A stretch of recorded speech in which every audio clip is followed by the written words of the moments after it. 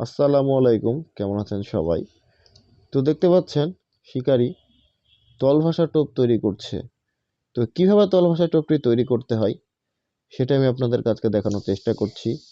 অভিজ্ঞ একজন শিকারী দারুণভাবে পাউরুটি এবং পিঁপড়ার ডিম তল ভাষাতে আটকিয়ে নিয়েছে এবং খুব ভালোভাবে এটা বড়শিতে গেঁথে নিচ্ছে। তল ভাষা টোপটি কিন্তু সব থেকে ভালো কাজ করে রুই মাছের জন্য। যেই পুকুরে রুই মাছ ওপরের দিকে থাকে সেই পুকুরে কিন্তু আপনারা তল ভাষা টোপটি ব্যবহার করতে পারেন। মানে পুকুরের ওপর লেয়ারে মাছ যখন ভেসে থাকবে, আধা ভাসা হয়ে থাকবে, তখন যদি আপনারা তল ভাষা টোপটি ব্যবহার করেন খুব কার্যকরী।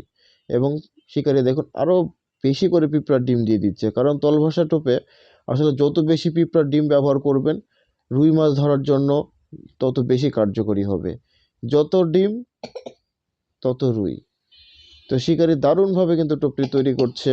আশা করছি রুই মাছ খাবে এবং শিকারি ধরতে পারবে, এবং আপনারাও যদি এভাবে টোপটি তৈরি করেন অবশ্যই কিন্তু রুই মাছ ধরতে সক্ষম হবেন।